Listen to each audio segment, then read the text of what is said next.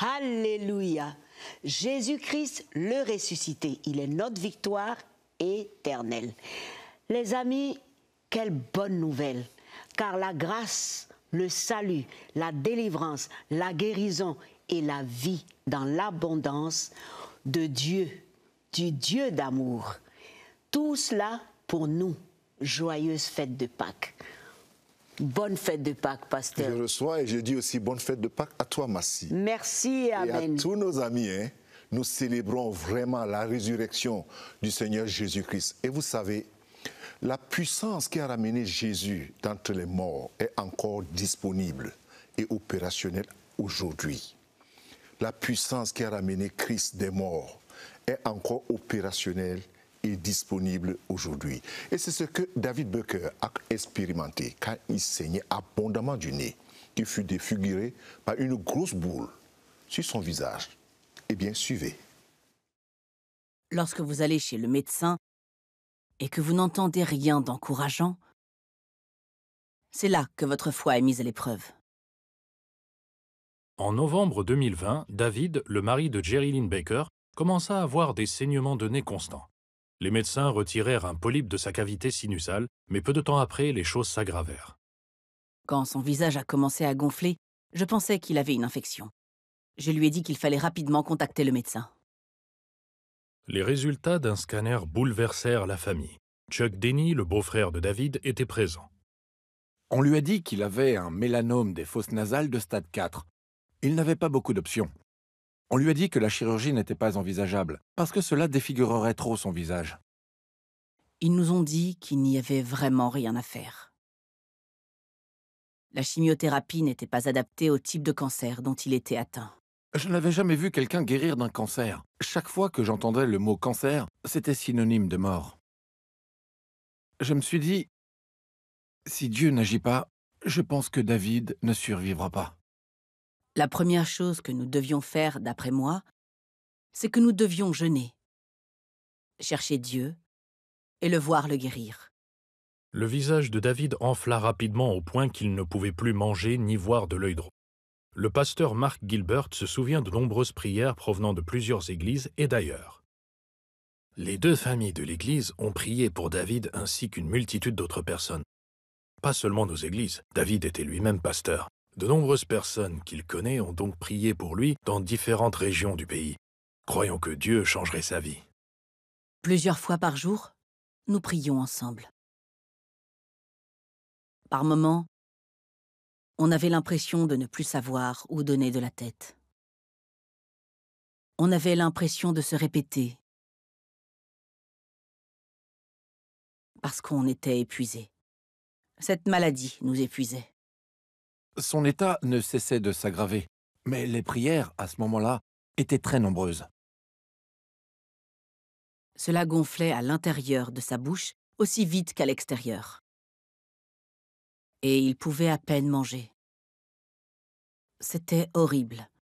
Nous savions que nous étions confrontés à une terrible tempête.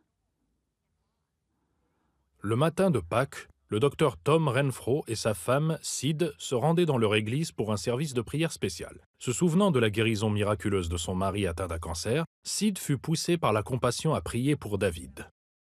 Lorsque j'ai prié pour David, je ne touche pas la tête des gens. Normalement, je ne touche que les épaules.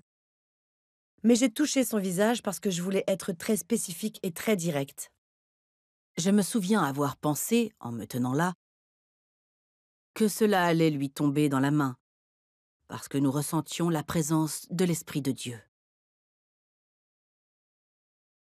J'ai récité la prière que mon père avait faite. Demain, à la même heure, ce côté de ton visage ressemblera à l'autre côté. Parce que cette prière a fonctionné pour mon père. Le lendemain de Pâques, une chose étonnante se produisit. Il a dit « Mon visage a changé. Tu le vois ?» J'ai répondu que je l'avais déjà remarqué.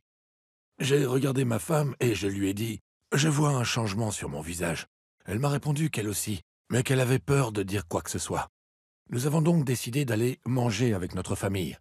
Nous nous sommes dit « Voyons ce qu'ils ont à dire ». Ils m'ont tous dit que les gonflements avaient diminué. En quelques jours, ils avaient disparu. La tumeur de David avait disparu, et les médecins confirmèrent plus tard qu'il n'avait plus de cancer. Les Baker sont à jamais reconnaissants envers Dieu d'avoir répondu à leurs prières. De nombreuses personnes ont reçu un diagnostic comme celui de David. J'ai l'impression qu'elles ont vu la mort.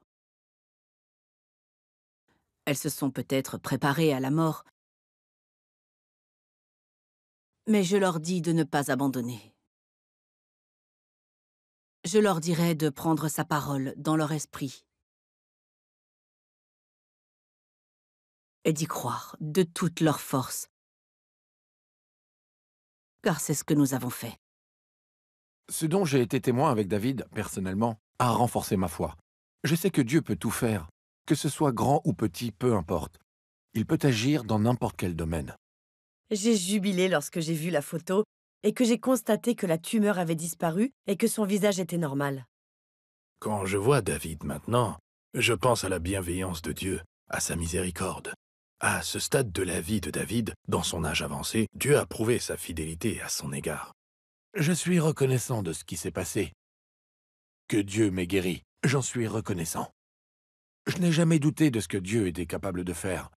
J'ai toujours cru qu'il était le guérisseur. Il peut guérir le cancer, il peut guérir les crises cardiaques. Il peut guérir tout ce qui m'a affecté.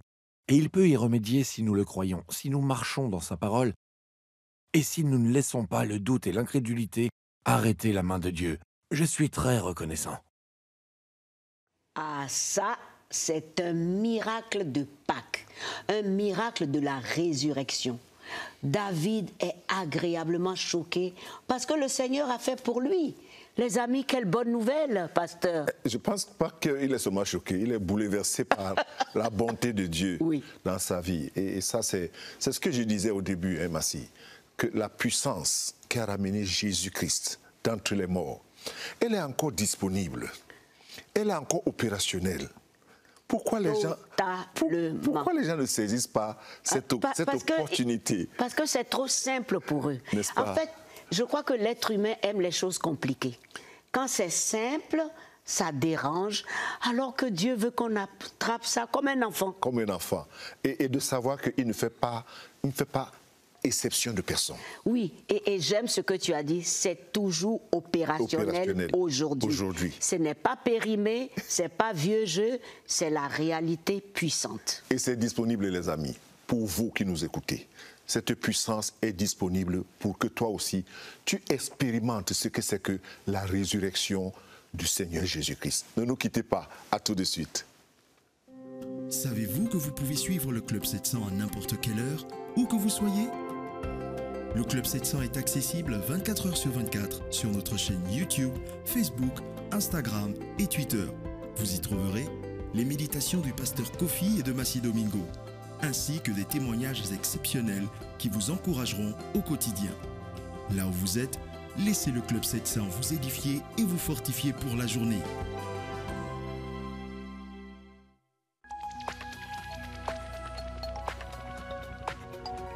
Si vous avez des questions spirituelles, des besoins de prière ou même si vous avez besoin de conseils, n'hésitez pas à nous contacter aujourd'hui au numéro suivant. Nos conseillers sont là pour vous aider. N'oubliez pas, nous sommes là pour vous.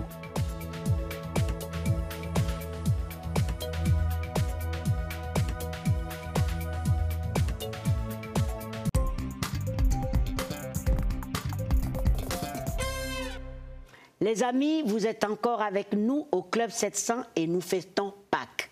Nous fêtons la résurrection. David Robles avait eu une crise cardiaque très grave et tout indiquait sa fin. C'était sérieux. Mais regardez ce qui s'est passé.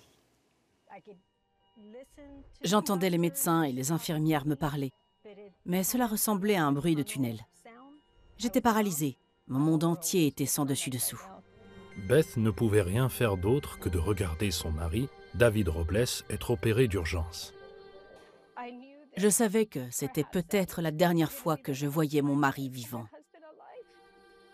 Beth avait conduit le marine retraité au centre médical naval de San Diego. Monsieur Robles a subi ce qui est le type le plus grave de crise cardiaque. Son pronostic dépendait de la rapidité avec laquelle nous pourrions intervenir et débloquer ce que nous savions être une artère obstruée. Le docteur Oakley et son équipe posèrent avec succès un stent dans l'artère obstruée, mais l'état de David continuait à se dégrader. Ils découvrirent que la valve mitrale de David, l'une des principales valves de son cœur, s'était rompue et laissait s'écouler du liquide dans ses poumons. Des mesures drastiques s'imposaient. Nous avons choisi de le placer sous la forme la plus agressive de maintien en vie. Nous l'appelons l'oxygénation extracorporelle, mais il s'agit essentiellement d'une machine de dérivation cœur-poumon qui peut pomper le sang pour le cœur et oxygéner le sang pour les poumons. David dut subir une opération à cœur ouvert pour remplacer la valve. 3 médecins sont venus me voir. L'un d'eux sanglotait et ne parvenait pas à s'exprimer.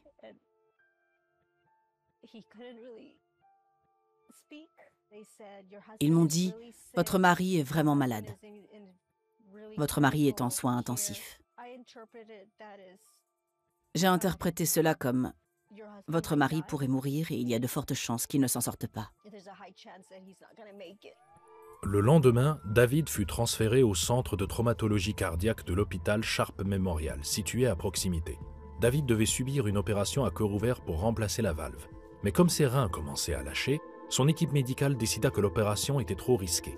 L'infirmière en soins aigus, Mary Scarlett, explique. Lorsque plusieurs organes posent problème, l'issue peut être très mauvaise. Nous étions très inquiets qu'il ne survive pas. Beth s'accrocha à sa foi et demanda à ses amis et à sa famille de prier. La prière était mon seul espoir. Le médecin me disait qu'il n'y avait rien d'autre à faire. Je devais juste me répéter d'avoir confiance en lui, d'avoir confiance dans le Seigneur. Alors qu'il priait, les reins de David commencèrent à récupérer et les médecins purent effectuer une intervention de clampage de la valve mitrale qui ralentissait le liquide entrant dans ses poumons. Il était en état de choc cardiogénique. Son état clinique n'allait pas s'améliorer si nous ne faisions rien pour réparer la valve. Quelques jours plus tard, David fut victime d'un AVC. Les médecins durent lui retirer une partie du crâne pour soulager le gonflement de son cerveau. Il n'était pas certain que David s'en remette et, si c'était le cas, dans quelle mesure. C'était un autre coup dur. Une autre nouvelle dévastatrice. J'avais le sentiment d'être sans cesse sur des montagnes russes. David étant toujours sous oxygénation extracorporelle et dans un coma artificiel, les semaines s'écoulaient lentement. Je me demandais s'il allait être comme un légume et s'il se réveillait, serait-il capable de parler? Le seul moyen que je connaissais était de m'appuyer sur Dieu. De m'appuyer sur lui et de compter sur lui. Tout ce que je pouvais faire, c'était prier. Beth dit qu'il y avait quelque chose d'autre qui maintenait l'espoir en vie, un signe de Dieu. Elle priait un matin lorsqu'elle remarqua une colombe sur la clôture de leur jardin. J'ai vraiment senti que Dieu me disait « Ne t'inquiète pas, fais-moi confiance ».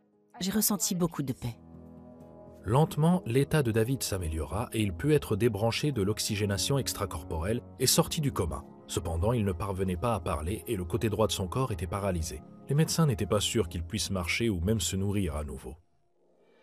Puis, alors que ses proches continuaient à prier, David commença à montrer des signes d'amélioration. J'écrivais mes prières, les prières spécifiques que je demandais à Dieu. Je lui demandais de me montrer ce que mes yeux ne voyaient pas. Je priais pour entendre sa voix. Dès le lendemain, j'ai levé les yeux et j'ai dit « Que se passe-t-il ici ?» Lorsque j'ai entendu sa voix, cela m'a ramené à la prière que j'avais faite la nuit précédente. Je sais que cette prière a été exaucée. C'était magnifique d'en être témoin. À la fin du mois de juin, David dépassa les attentes des médecins et put subir l'opération à cœur ouvert dont il avait besoin. Bien qu'il ait fallu remplacer une autre de ses valves cardiaques, David est sorti vainqueur de cette opération de 7 heures. C'était Dieu. Il était ma source de force. Il l'a fait pour nous. Il l'a fait pour moi. Il m'a montré quel Dieu puissant nous servons et comment il peut nous soutenir dans toutes les situations de la vie. Le 13 juillet, 3 mois et demi après son arrivée aux urgences, David fut libéré de ses séances de rééducation et renvoyé chez lui. La famille de David n'est pas la seule à s'émerveiller de son rétablissement. C'est un rétablissement vraiment miraculeux, comme je n'en ai jamais vu dans ma carrière. Monsieur Robles est un cas remarquable pour mon équipe et moi. Son rétablissement est hors norme. Avec tous les obstacles qu'il a traversés, le fait qu'il soit arrivé là où il est aujourd'hui est tout simplement remarquable. Son rétablissement est l'un des points forts de ma carrière. Quant à David, il changea certaines choses. Il fait du sport et a adopté une nouvelle perspective sur la vie, sur sa foi en Dieu et sur la prière. Cela m'a réveillé, croyez-moi. J'ai appris à apprécier la vie. J'ai toujours cru en Dieu, mais ma foi n'a pas toujours été aussi forte. Elle est beaucoup plus forte maintenant. Je crois qu'il a le pouvoir de guérir les gens parce qu'il m'a guéri. Pour moi, la prière est tout ce qu'il y a de plus important. Elle est puissante. Voir ce que Dieu a fait en lui, c'est indescriptible. Si vous croyez simplement en lui, il peut faire l'impossible. Vraiment, ce qui est intéressant ici et touchant, c'est que son épouse n'a pas considéré ce que l'on disait, ni même la détérioration de son mari. Mais elle a plutôt enveloppé de prière, de la proclamation de la parole de Jésus-Christ. Et au grand étonnement de tous, le cœur de David a obéi à la voix de ce qui était proclamé dans les promesses de Dieu. À la voix de la promesse de Dieu, à la puissance du ressuscité. La maladie s'est inclinée. Oui, et c'est ce que je dis toujours, Massi. Oui. Il y a la puissance dans la parole de Dieu. Et les événements écoutent, la nature écoute. On le voit dans les évangiles. On le voit. Jésus a parlé au vent, et aux tempêtes. Le vent s'est calmé. C'était le calme. Il y a un maître, un patron pour tout.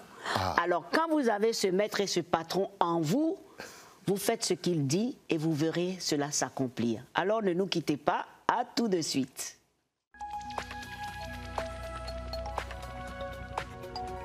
Si vous avez des questions spirituelles, des besoins de prière ou même si vous avez besoin de conseils, n'hésitez pas à nous contacter aujourd'hui au numéro suivant. Nos conseillers sont là pour vous aider. N'oubliez pas, nous sommes là pour vous.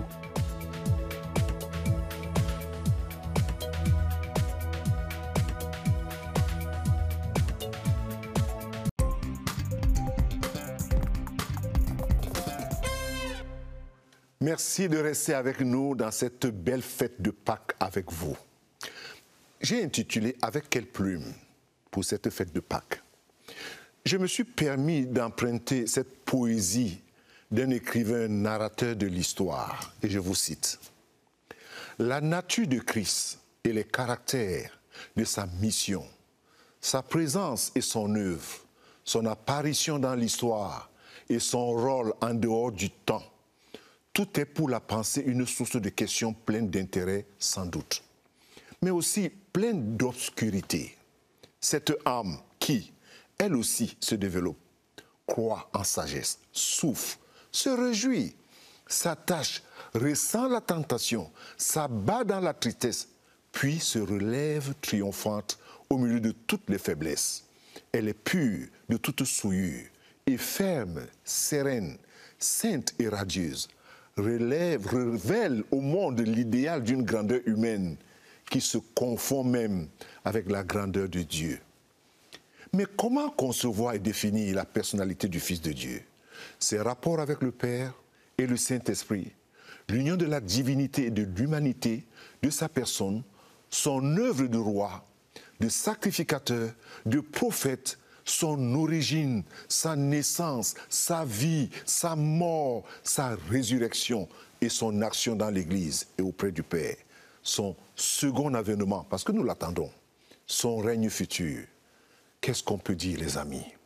Jésus-Christ, devant ce nom qui est à la fois celui d'un homme et celui de Dieu manifesté en chair, ce nom, le seul qui était donné aux hommes par lequel nous puissions être sauvés, ce nom duquel tout genou se ploie dans le ciel et sur la terre. Et devant ce nom, la raison s'humilie dans un sentiment profond de son impuissance. Et la foi, cher ami, posant un doigt divin sur nos lèvres, nous invite à adorer en silence ces choses que l'œil n'a point vues, que l'oreille n'a point entendu, qui ne sont même pas montées au cœur de l'homme et dans lesquelles les anges eux-mêmes désirent regarder du fin fond de l'âme. Je voudrais dire, Seigneur Jésus, merci d'être venu. merci d'être venu pour nous. Merci pour celui qui écoute en ce moment. Merci pour celui qui reçoit en ce moment. Merci pour celui que tu es en train de guérir en ce moment. Merci pour celui que tu es en train de relever en ce moment et restaurer. Merci pour cette famille qui, dans le besoin, tu réponds. Merci pour les attentes de cœur que tu remplis de ta paix. Merci Jésus. Amen et Amen. Amen. Merci Jésus. Merci Jésus. Merci d'être venu nous sauver.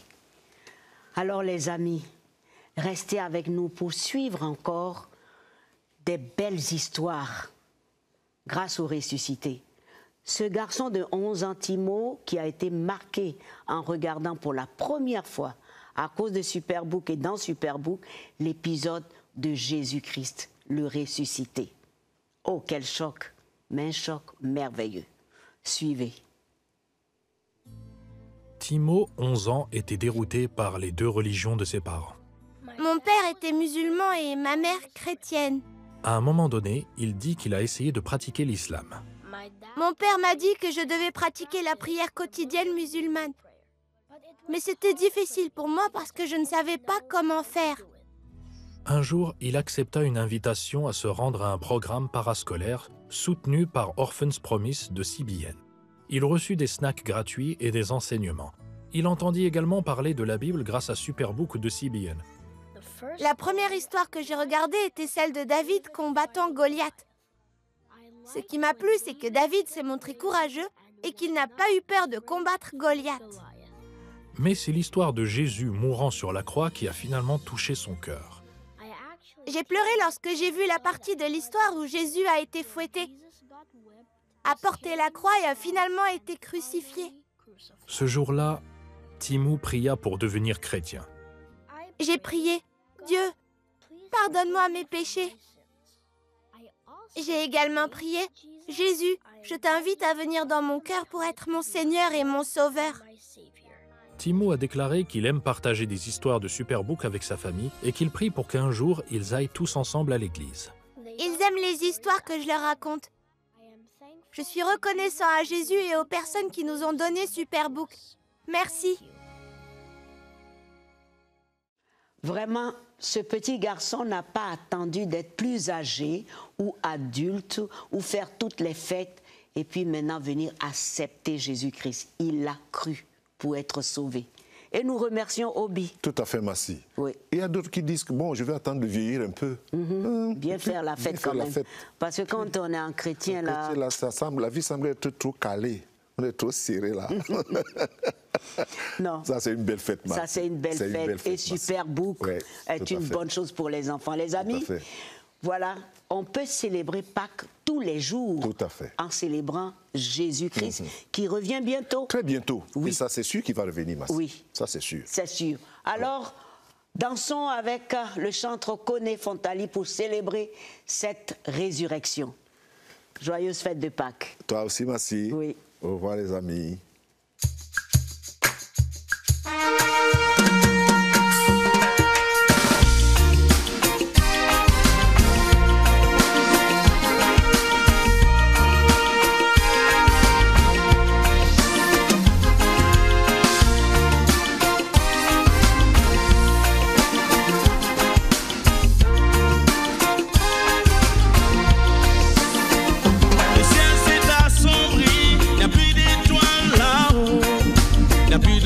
Sur la terre, le ciel s'est assombri, il n'y a plus d'étoiles là-haut, il n'y a plus de repères sur la terre. Jésus revient, Jésus revient, il revient bientôt. Maintenant tu le sais, Jésus revient, tu es prévenu, il est à la porte. Si tu le reçois, tu seras sauvé, mais si tu le refuses, tu iras en enfer. Si tu l'acceptes, tu seras sauvé. Mais si tu le refuses, tu iras en enfer.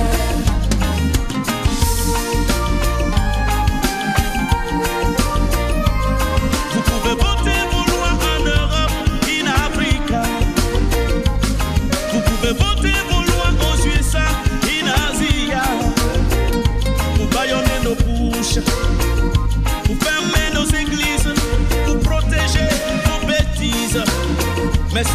n'empêchera pas Jésus-Christ de revenir.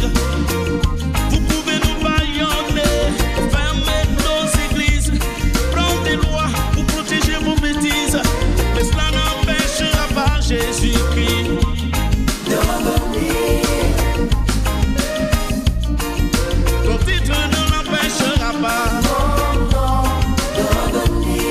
Ton argent ne l'empêchera pas. Ton rang social ne l'empêchera pas.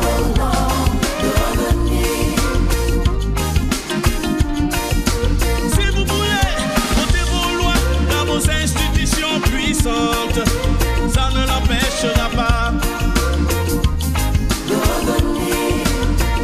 Si vous l'acceptez, vous serez sauvés. Mais si vous le refusez, vous irez en enfer. Il est encore temps de changer de vie, d'accepter Jésus-Christ.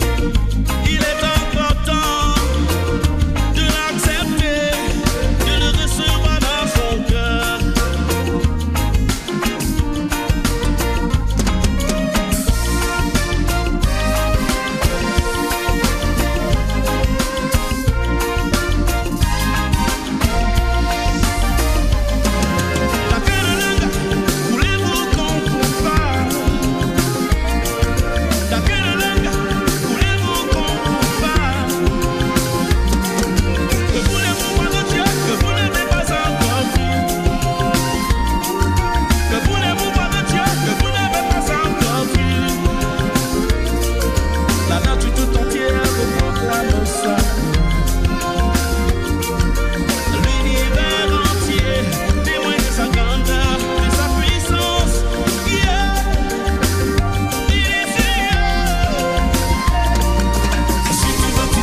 C'est tant mieux pour toi, ensuite tu veux ne pas, c'est toi qui paieras.